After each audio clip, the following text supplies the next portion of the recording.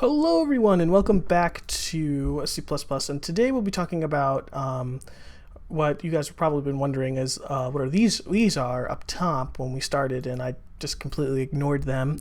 What these are includes. These include lib files, .h, .cpp files, which include specific functions, variables. So for instance, this is how we got the cout because it's in the IO stream include.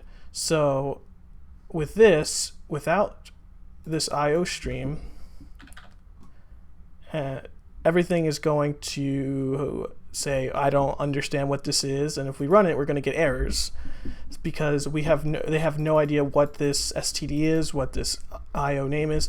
But with that, by including IO stream, when you compile, when the compiler runs it and includes it, it'll find that function that you need, and then when you write that namespace out from that specific include file, you'll be able to then explicitly use their files depending on how you use them, and you will not have a problem. Hence why you can use std as my first app.